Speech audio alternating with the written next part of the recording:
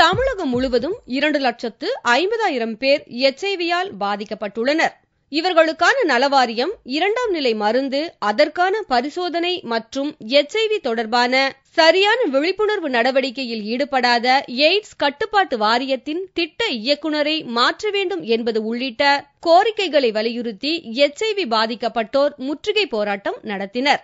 சென்னையில் உள்ள தமிழ்நாடு மாநில எய்ட்ஸ் கட்டுப்பாட்டு சங்கத்தில் உள்ளிருப்பு போராட்டம் நடத்தியதால் அங்கு பரபரப்பு நிலவியது. ஏராளமான போலீசார் குவிக்கப்பட்டனர்.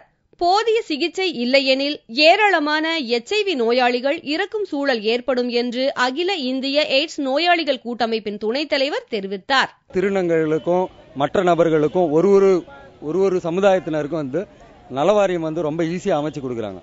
ஏன் HIV உள்ளவர்களுக்கு அந்த நலவாரியம் இல்ல? இது 2வது கேள்வி. கோழிக்கு, ஆட்டுக்கு, மாட்டுக்கு, நாய்க்கு, பேய்க்கு எல்லாத்துக்குமே இன்சூரன்ஸ் இருக்கு. ஏன் HIVனால பாதிக்கப்பட்டா என்ன? ஏன் எங்களுக்கு இந்த இன்சூரன்ஸ் கொடுக்கறதுக்கு இந்த அரசாங்கம் தடையா இருக்கு. திட்ட இயக்குனருக்கு இந்த HIV காசை பத்திய ஒரு சின்ன விஷயங்கள் கூட தெரியல. என்னன்னே தெரியாத இந்த திட்ட இயக்குனரை வச்சுக்கிட்டு நாங்க எப்படி முன்னால போக முடியும்? இந்த போராட்டத்தில் 100க்கும் மேற்பட்ட HIV பாதிக்கப்பட்டோர் கலந்து கொண்டனர். இந்த போராட்டத்தில் குழந்தைகளும் கலந்து கொண்டதுதான் பரிதாபத்தை ஏற்படுத்தியது.